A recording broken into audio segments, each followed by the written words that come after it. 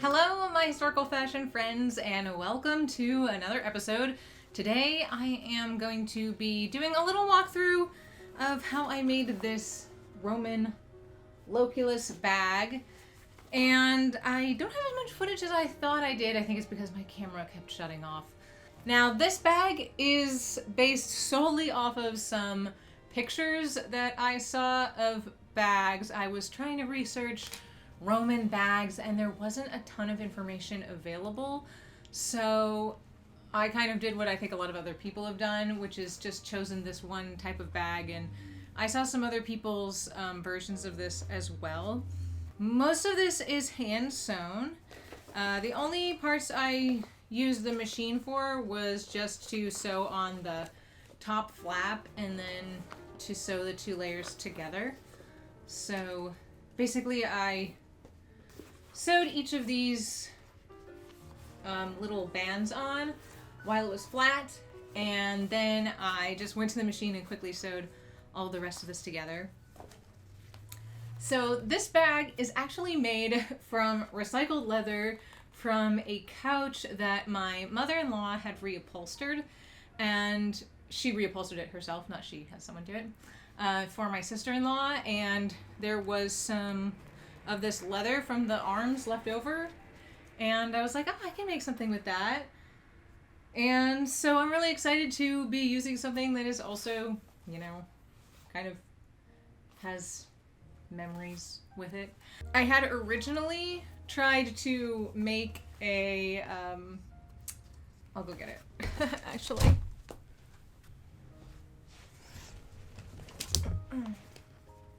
So I had originally tried to make the metal ring myself. This is the second draft, which I didn't end up firing because unfortunately this original version that I was using and the knife I was trying to make, I was using a butane torch and it just didn't work, like, basically at all. They broke, and I was really nervous about the bag being able to hold the lid on in this ring with something that I wasn't sure about how sturdy it was.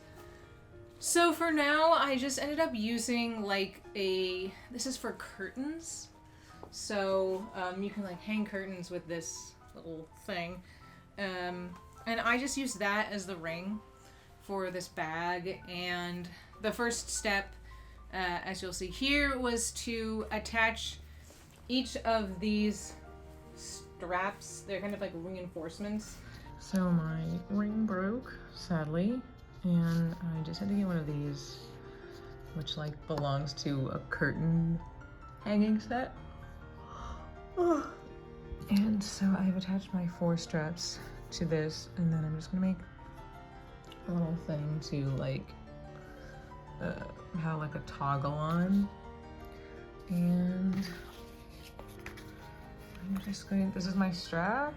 I'm gonna fold it over so it's like double strong.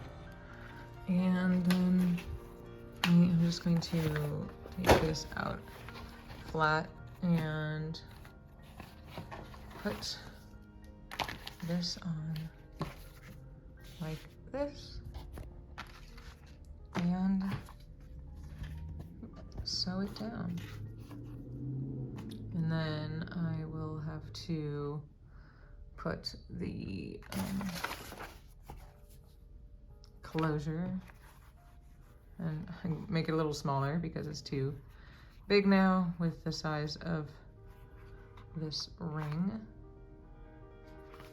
And then I will sew all of this like this and flip it over. Yeah. To keep the bag intact, like, and then once all 4 of these were sewn on, I then proceeded to attach each of these pieces to the flat rectangle of this purse. And I've just used the normal leather working stitch where you take 2 needles and you go in from one side and then from the other so it pulls tight. And then after I attached each of the 4 of these, I made this strap for the top of the bag, and then attach that on the sides, just with the same type of stitch. And then I went to the machine, I attached this top flap to close the bag, and then I also sewed the inside seams of this together so I could flip it inside out. And this is a really thin leather, so it was really easy to do it on my machine with just my leather needle. And because the original versions that I see have sort of a knob on the ring part, but I didn't have that because I had used curtain rings. So I just made this little toggle out of a strip of the leather and a little slit here in the top flap. And then all I have to do is put it in like this, and the bag works. Our lady can demonstrate a little bit there. And yeah, it worked really well. It suited a purpose for the video that we were filming, which is Cymbeline, which I'm still editing and will come out soon. So be sure to subscribe if you want to see this bag in action, containing some very important items for Imogen and Pisanio's journey. Thank you all for watching. I hope I will see you next time, and we are going to be moving forward into some structured kirtles, and I'm really, really excited about that, and some historical inspired cosplay. So stay tuned, and I will see you next time.